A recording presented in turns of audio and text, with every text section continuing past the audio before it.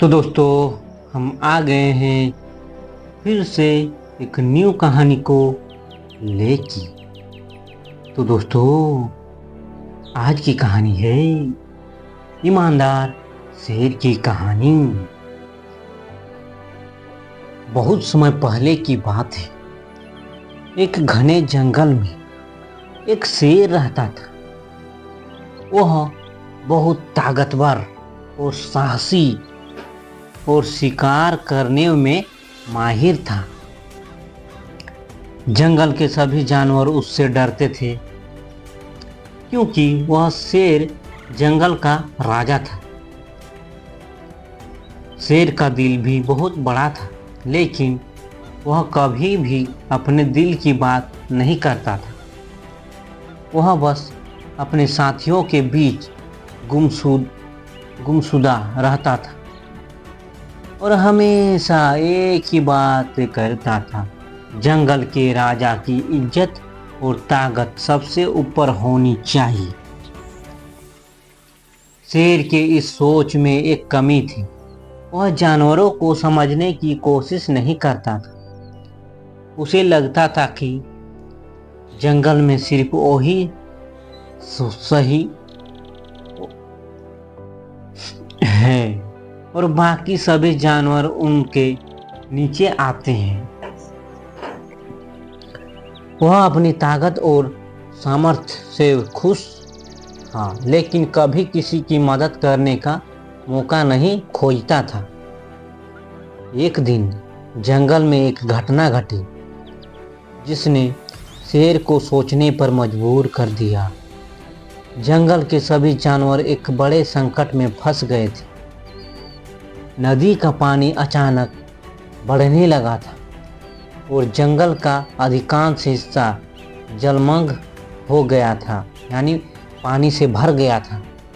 पानी इतनी तेजी से बढ़ रहा था कि जानवरों के पास कहीं भी सुरक्षित स्थान नहीं बचा।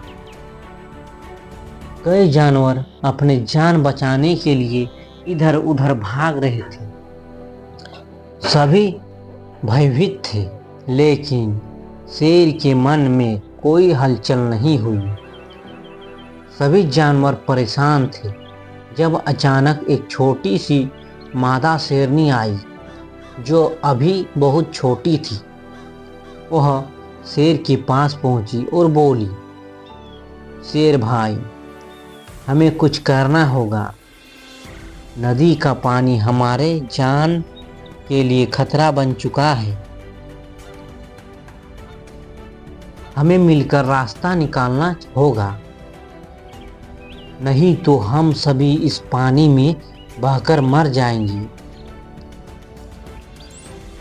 शेर ने उसकी बात सुनी और फिर कहा, मैं शेर हूँ, मुझे किसी भी तरह के संकट से डर नहीं लगता।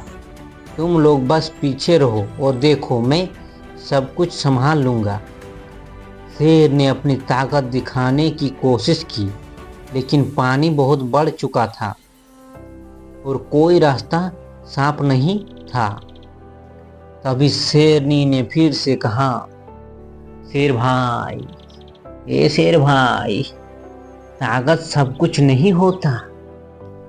हमें मिलकर सोचने की जरूरत है।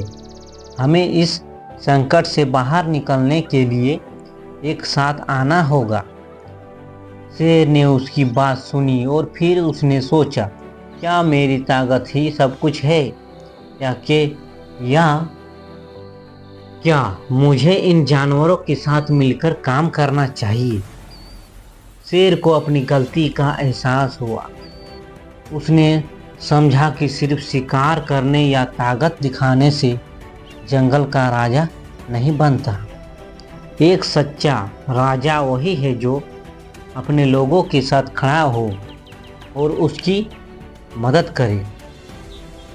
शेर ने शेरनी की सलाह मानी और सभी जानवरों को एक जगह इकट्ठा किया।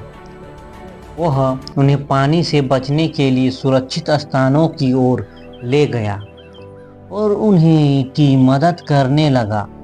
इस प्रकार में से उसने अपनी ताकत का इस्तेमाल किया लेकिन सबसे ज़्यादा उसने समझदारी और टीम वर्क पर जोर दिया। शेर ने महसूस किया कि अब वह केवल जंगल का राजा नहीं था, बल्कि वह एक सच्चा नेता बन चुका था। उसने जानवरों के साथ मिलकर न केवल अपनी ताकत का उपयोग किया, बल्कि उन्हें प्रेरित भी किया और एकजुट किया।